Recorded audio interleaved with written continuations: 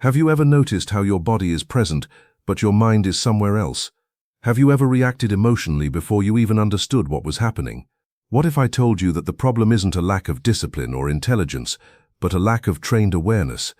In modern life, most people try to control their thoughts by force, suppress emotions, or distract themselves with productivity, dopamine, or motivation tricks. This usually fails because the mind doesn't respond to pressure, it responds to structure.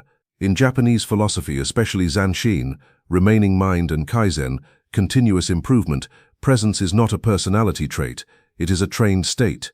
The goal is not to erase distraction or emotion, but to integrate awareness into action. This story is about transformation through practice, not escape from the self. It is dedicated to anyone who feels mentally scattered, yet deeply capable. Stay until the end, because the final system ties everything together. Now, back to the video. Have you ever noticed how someone can look completely put together on the outside, yet feel permanently behind on the inside? Ethan Brooks was that person. 32 years old, respected at work, reliable to his friends, and always busy. His calendar was full, his inbox was managed, his life looked functional. And yet, from the moment he woke up, his mind felt like it was already late for something it couldn't name. Ethan moved quickly through his days. He answered emails while eating, planned conversations while someone else was still speaking, and checked his phone during moments that were supposed to be restful. To him, this felt normal. In fact, it felt responsible. Staying ahead meant staying alert. Slowing down felt dangerous, almost lazy. But beneath that speed was a constant tension, a low-grade exhaustion that sleep never fixed. Under pressure, cracks appeared. A small disagreement could trigger a sharp response. A minor setback could ruin his mood for hours. Later, alone, he would replay those moments and wonder why he had reacted that way. He wasn't angry by nature, he wasn't careless, he simply wasn't fully there when things happened. What Ethan didn't understand yet was that his problem wasn't stress, ambition, or lack of discipline. It was absence. His attention was always divided between what was happening and what might happen next. Productivity had become a hiding place, not a strength. This is where many people misunderstand presence. They assume the opposite of awareness is laziness. In reality, the opposite of presence is unconscious momentum. Ethan wasn't unfocused because he didn't care. He was unfocused because he had never learned how to stay with a moment once it began. Ethan didn't collapse in any dramatic way. There was no single moment where everything fell apart. Instead, things began to slip quietly, almost politely, as if asking not to be noticed. An email sent too quickly, missing a crucial detail. A meeting where he spoke before fully listening. A conversation with someone close that ended colder than he intended. Each mistake was small enough to dismiss, but together they formed a pattern he couldn't ignore. What unsettled him most was not the mistakes themselves, but the feeling that they happened through him, not by him. He would hear his own voice take on an edge he hadn't chosen. He would watch his body tense before his mind had a chance to intervene. Afterward came the familiar wave of embarrassment, followed by quiet self-criticism. He told himself to be more careful, more patient, more controlled. None of it lasted. This is how invisible breakdowns work. When the mind is constantly divided, the nervous system never fully powers down. It remains in a low-level state of alert, scanning, anticipating, preparing. Over time, this chronic mental distraction exhausts the system responsible for regulation. Reactions become faster, sharper, and harder to stop. The deeper damage is subtle but serious. Self-trust begins to erode. When you can't predict how you'll respond under pressure, you start doubting yourself. Ethan began second-guessing conversations before they happened, and replaying them long after they ended. His confidence didn't vanish overnight, but it thinned. Nothing was visibly broken. His life still worked, but beneath the surface, his ability to respond consciously was weakening. And without realizing it, Ethan was slowly losing the one thing that makes change possible, the sense that he was present enough to choose differently next time. Ethan responded to this growing discomfort the way many capable people do. He tried harder. Each mistake became evidence that he needed to fix himself.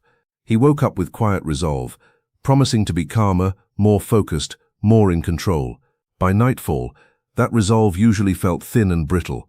He downloaded meditation apps and set reminders that he ignored after a few days. He watched motivational videos during lunch breaks, feeling briefly inspired before returning to the same patterns.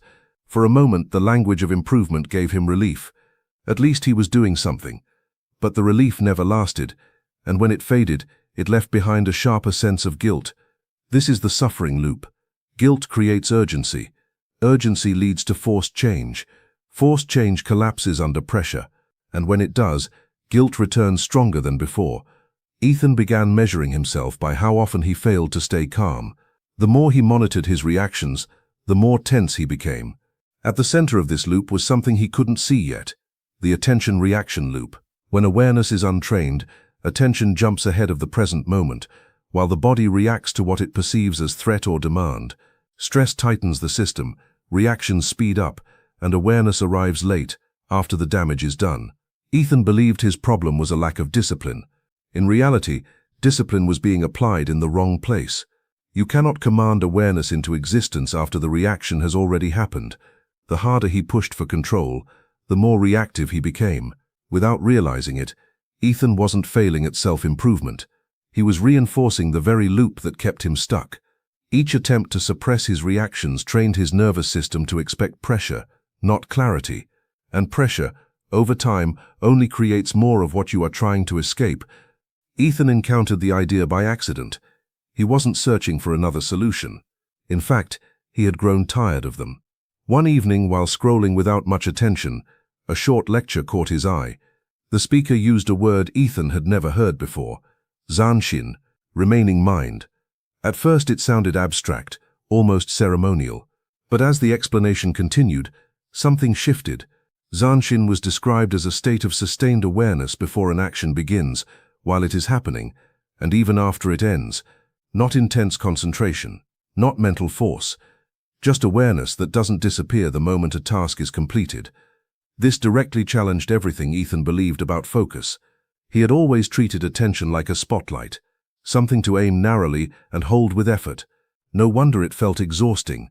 Zanshin suggested something else entirely: awareness as a wide field, calm but alert, capable of noticing change without tightening around it.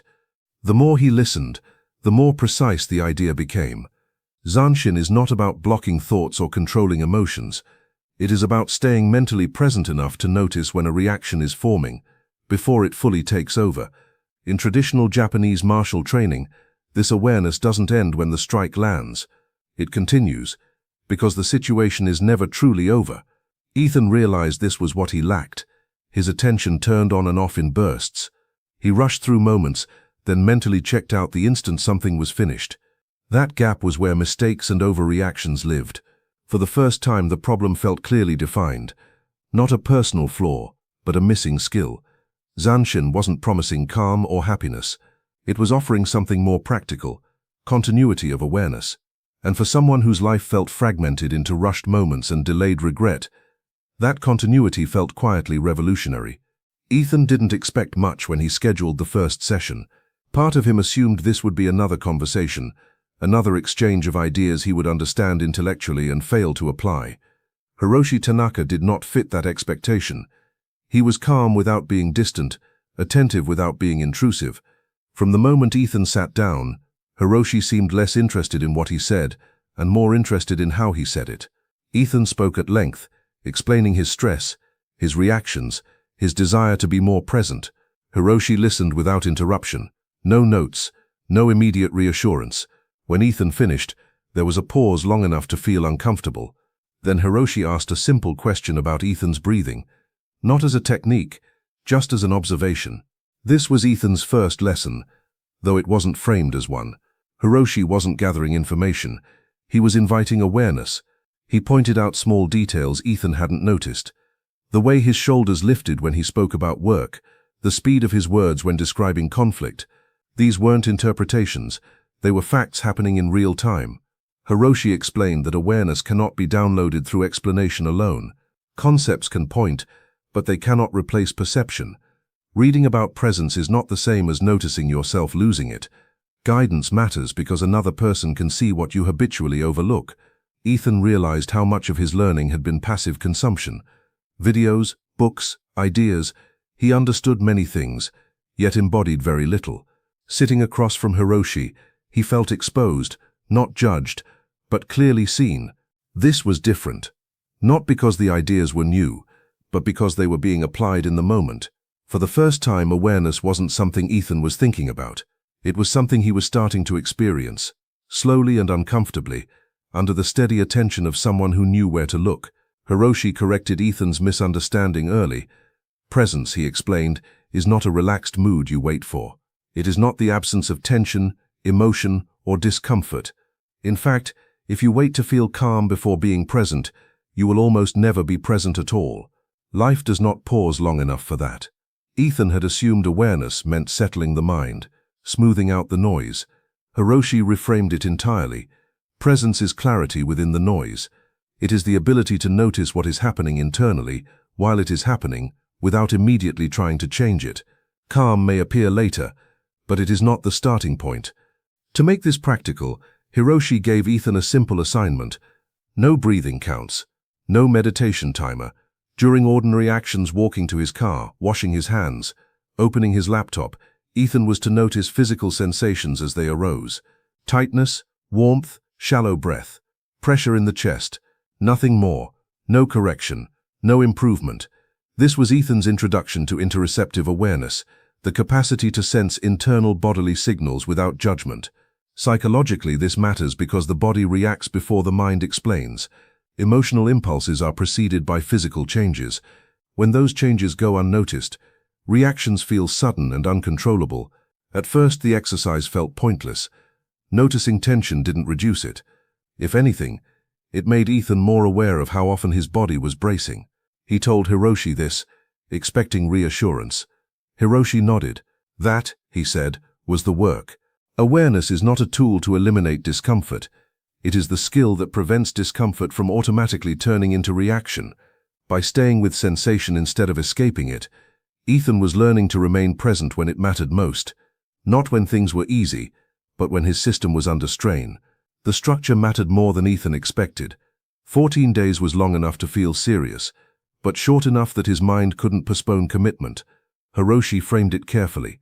This was not a challenge, not a test of willpower, and not a promise of transformation.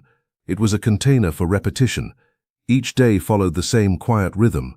Ethan wasn't asked to add more effort, only to return to awareness during specific, ordinary moments.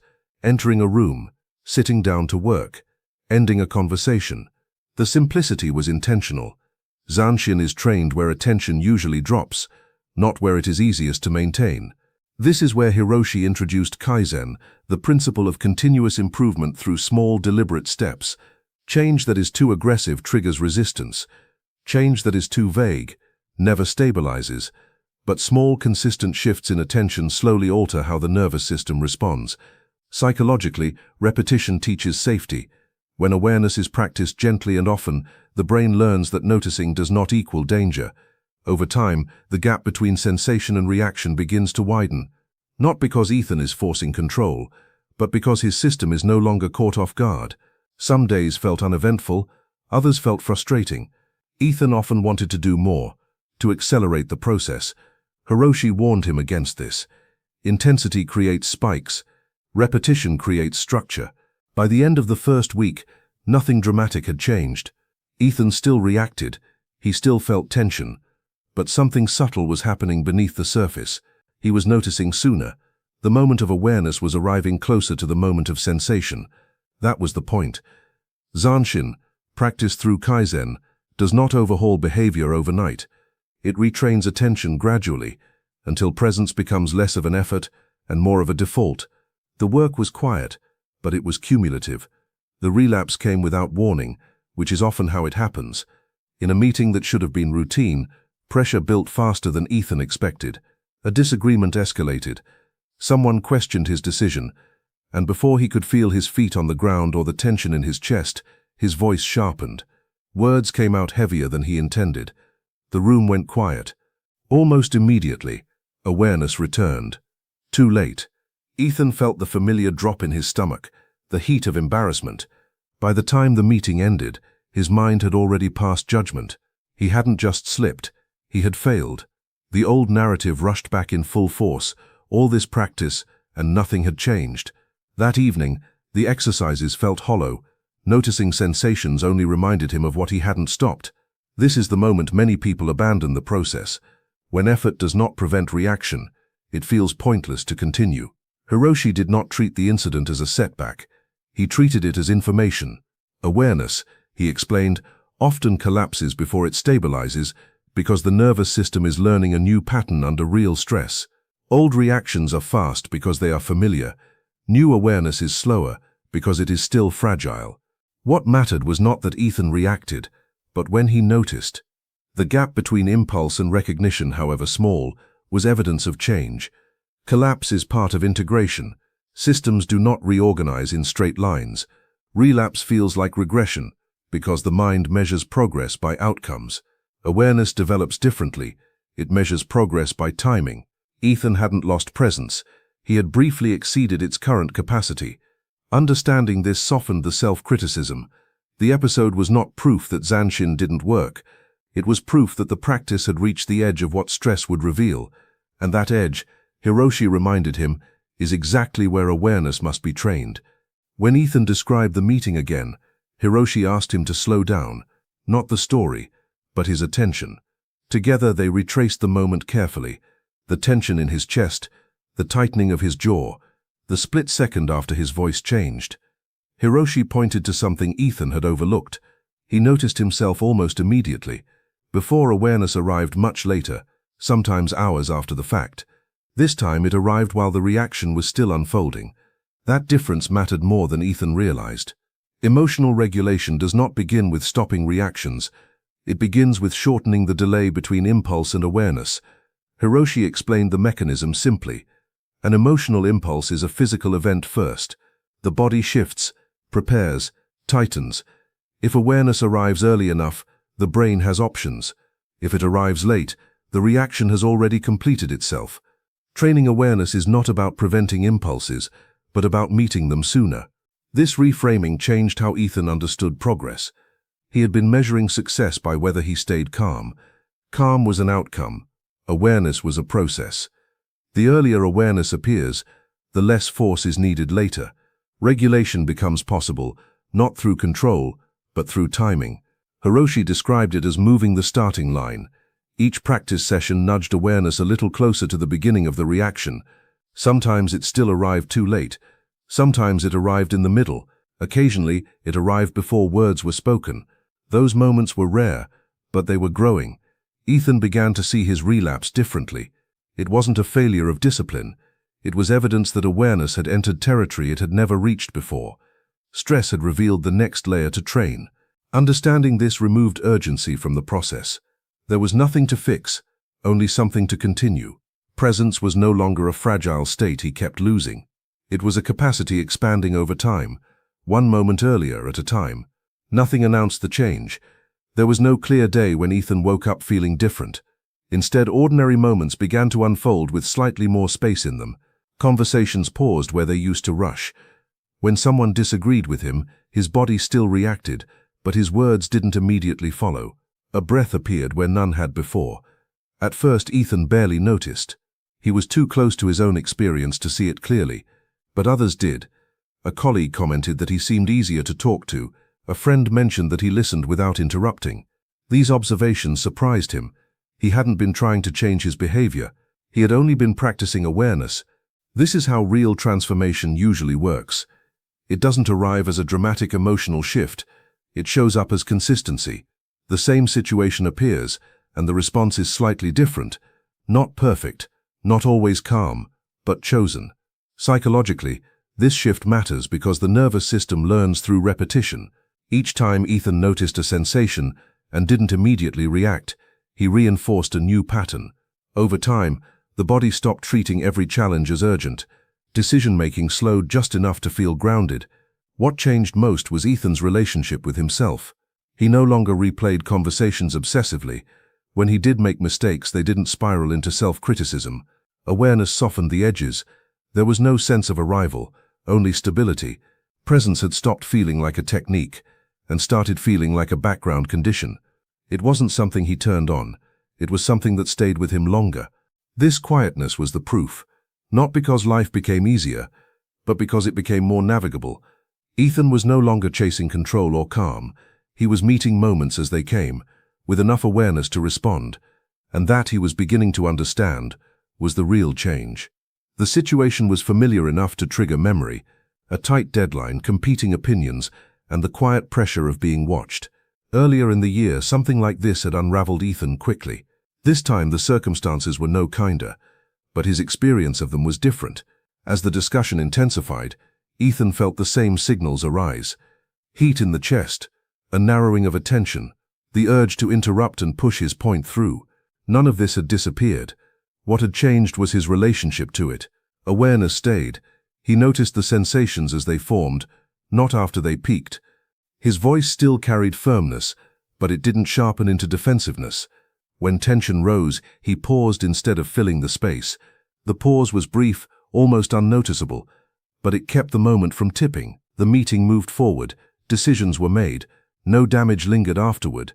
Later, reflecting on it, Ethan didn't feel proud in the way he once chased.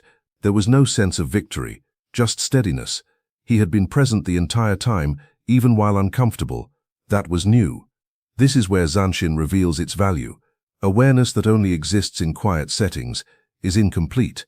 Real presence must survive contact with stress. In martial traditions, remaining mind is trained because the moment of impact is when attention usually collapses. Stability under pressure is the proof. Hiroshi explained that perfection was never the goal. Consciousness was. The body can react and still be held within awareness. That holding changes the outcome. Ethan understood then that he hadn't become calmer in general. He had become more available to the moment as it unfolded. And that availability was enough. Not to eliminate stress, but to prevent it from deciding his actions for him. What Ethan learned can be described without mystery. The system was never complicated, only unfamiliar. Awareness begins before action, by noticing the state you are already in. Attention continues during action, staying with sensations, thoughts and impulses as they move. Reflection comes after action, not as judgment, but as observation. Then the cycle repeats, quietly, every day. Practiced in small doses, this structure changes how the mind relates to experience. Presence stops being something you chase and becomes something you return to. Relapse no longer means failure, it becomes feedback. Each time awareness arrives a little earlier, the system adjusts. Progress accumulates, even when it doesn't feel dramatic. Ethan no longer believed that presence required special conditions. He practiced it while tired, distracted, and uncomfortable. That was the point. Zanshin is not about maintaining a perfect state. It is about remaining available to what is happening, even when it is messy. The reassurance Hiroshi offered stayed with him. Awareness is trainable because it is natural. The mind already knows how to notice. It only needs structure and repetition to remember. And when awareness fades, it does not erase progress. It reveals where practice continues. Before leaving, Hiroshi asked Ethan a question he now asks himself often. Not how calm am I, but where is my attention leaving the moment? That question is now passed to you. Where in your daily life does awareness quietly slip away? If this perspective resonated, you're invited to reflect, share your thoughts in the comments, and continue this practice with us. Presence is not mastered once, it is returned to, again and again.